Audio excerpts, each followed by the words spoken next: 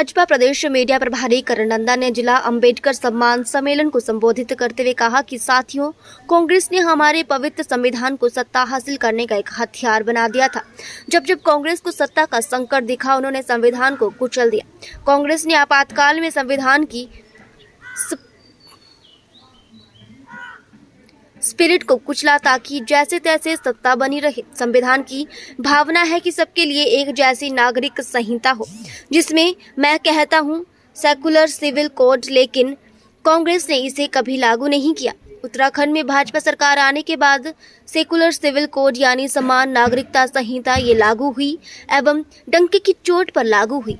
और देश का दुर्भाग्य देखिए कि संविधान को जेब में लेकर बैठे हुए हैं लोग, संविधान पर बैठ गए हुए लोग हैं। ये कांग्रेस के लोग उसका भी विरोध कर रहे हैं। साथियों, हमारे संविधान ने SC ST OBC के लिए आरक्षण का प्रावधान किया, लेकिन कांग्रेस ने उसको आरक्षण पहुंचा कि नहीं पहुंचा, उनके बच्चों को शिक्षा के लिए सुविधाएं प्रारंभ हुई या नहीं हुई, SC ST OBC के लिए कोई व्यक्ति अधिकार से वंचित तो नहीं रह गए, उसकी कभी परवाह ही नहीं की। लेकिन राजनीतिक खेल खेलने के लिए कांग्रेस ने बाबा साहिब अम्बेडकर ने जो सपना देखा था, सामाजिक न्याय के लिए संविधान में जो व्यवस्था की थी, उसको भी पीठ में छुरा भोंककर उस संविधान के उस प्रावधान को तुष्टीकरण का माध्यम बना दिया। जबकि संविधान में बाबा साहेब अम्बेडकर ने साफ साफ शब्दों में चर्चा में कहा था कि संविधान में कतई धर्म के आधार पर आरक्षण की व्यवस्था नहीं की जाएगी, और हमारे संविधान ने धर्म के आधार पर आरक्षण के लिए प्रतिबंध लगाया हुआ है। साथियों, कांग्रेस की तुष्टीकरण इस नीति का बहुत बड़ा नुकसान मुस्लिम समाज को भी हुआ है। कांग्रेस ने सिर्फ कुछ कट्टरपंथियों को ही खुश किया है। भारत माता की, भारत माता की।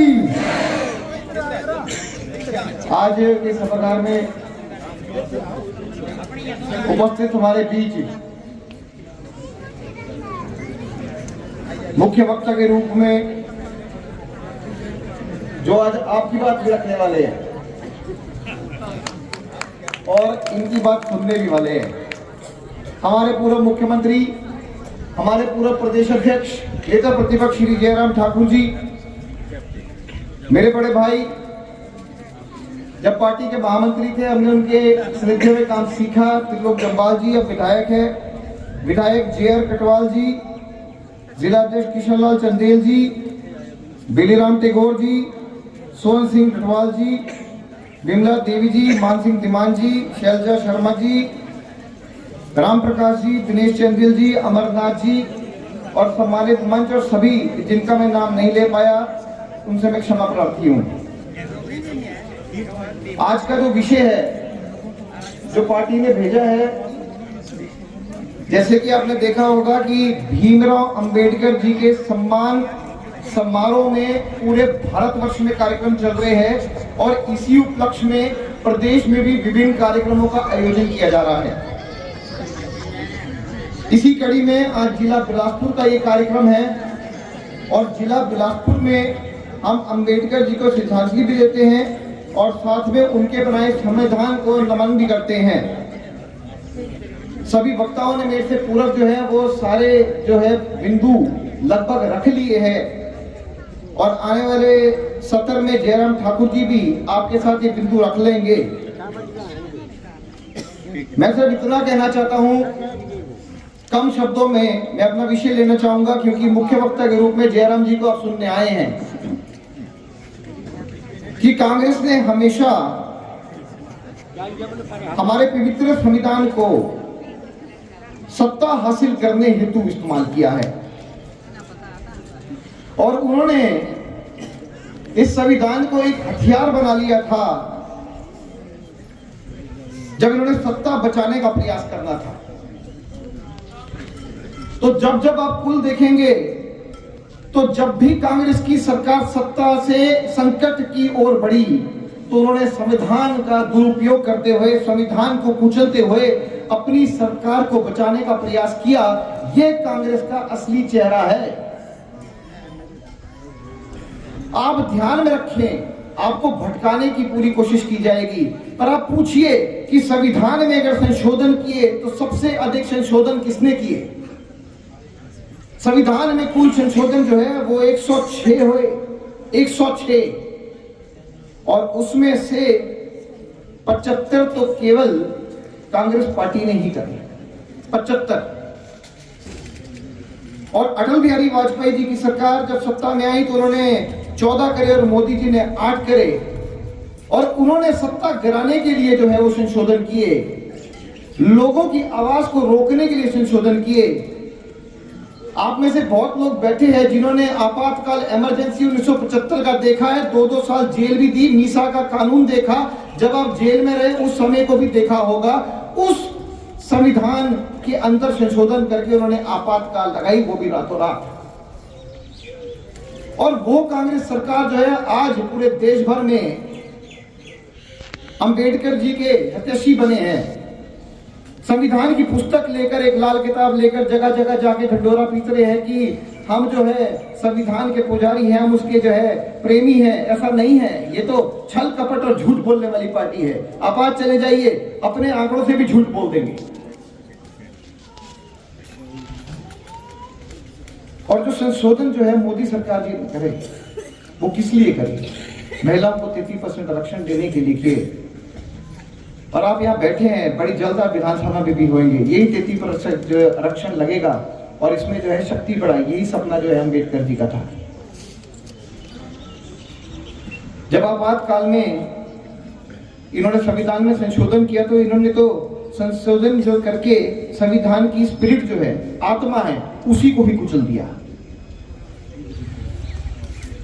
संविधान की भावना है कि सबके लिए एक जैसी नागरिक संहिता हो,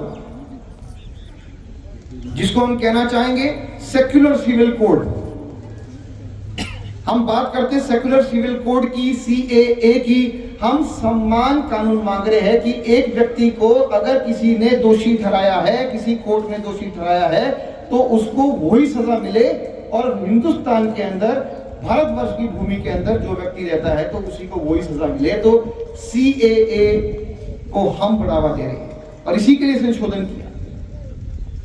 तो प्रधानमंत्री मोदी जी, अटल जी ने जो है वो जनहित और देश हित में संशोधन किए।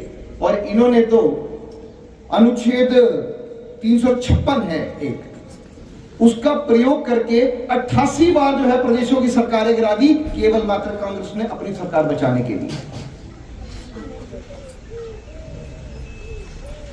अब उत्तराखंड राज्य है हमारे साथ, लगता है भारतीय जनता पार्टी की सरकार वहां पे स्थापित है और वहां पे जो है वो सेक्युलर सिविल कोड जो है, यानी समान नागरिकता संहिता, उसको लागू कर दिया है और डंके की चोट पे कर दिया है। और जब एक बार फिर हिमाचल प्रदेश में भारतीय जनता पार्टी की सरकार स्थापित होगी और मुख्यमंत्री माननीय जयराम जी बनेंगे, तो इस कानून को हम यहां भी डंके की चोट पे स्थापित करके दिखाएंगे। ये हमारा वादा है। ये भारतीय जनता पार्टी का ध्येय है, ये टूटता नहीं है, ये बढ़ता ही चला जाता है। तभी तो कहते हैं जो प्रधानमंत्री मोदी जी और भारतीय जनता पार्टी के नेता कहते हैं वो करके दिखाते हैं, और कांग्रेस में जो कहते हैं वो बिल्कुल नहीं करके दिखाते। ये देश का दुर्भाग्य भी रहा कि कांग्रेस पार्टी के लोग जो है संविधान को जेब में लेकर बैठे और उसका विरोध भी किया। नहीं तो संविधान का कोई विरोध नहीं करता, कांग्रेस पार्टी ने तो उसका विरोध भी किया। और हमारे संविधान ने चाहे अनुसूचित जाति वर्ग हो, SC, ST, OBC के लिए आरक्षण का प्रावधान किया, पर इंदिरा गांधी जो कांग्रेस की थी, उन्होंने आरक्षण का भी जो है खंडन किया। इनके नेताओं ने भी खंडन किया। और जहां हम बात करते थे कि आरक्षण जो है वो जाति के आधार पर लगना चाहिए, उन्होंने धर्म के आधार पर लगने की बात की। ये कांग्रेस का जो है ये असली चेहरा है। ये केवल मात्र जो है देश को विभाजित कर राज करना जानते हैं, देश को एकत्र कर राज करना नहीं जानते। और प्रदेश में भी जो मुख्यमंत्री है वो केवल मात्र हिमाचल को विभाजित करना जानते हैं, एक करना नहीं जानते हैं।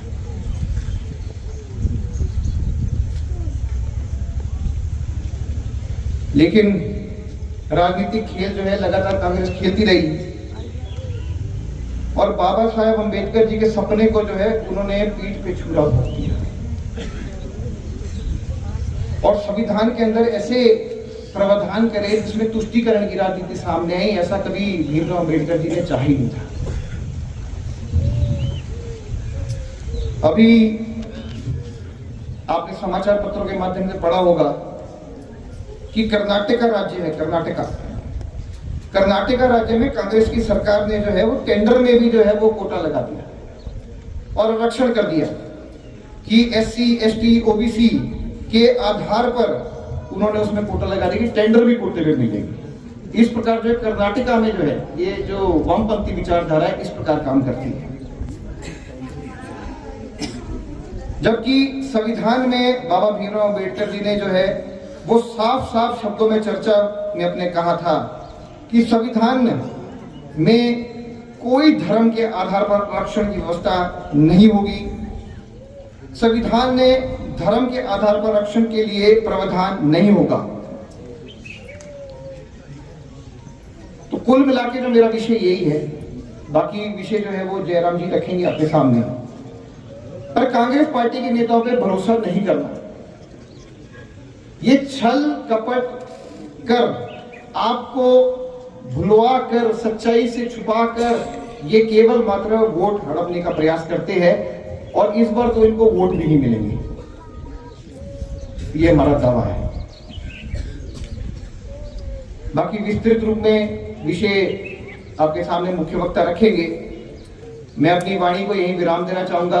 आप सभी का धन्यवाद, आप यहाँ पर आए, आपने सभी वक्ताओं को सुना और हम सिर्फ एक ही निवेदन करेंगे पार्टी की ओर से कि जो आपको यहाँ पर पता लगा है आप उसका प्रचार जाकर पब्लिक के बीच करें, जनता के बीच करें और जितने भी कांग्रेस के जो लोग आपको मिलते हैं उनको वहां पर सीधा सीधा आप चुनौती देकर आप आंकड़ों के साथ उनको जवाब मांगिए कि क्या ये सच है या झूठ है।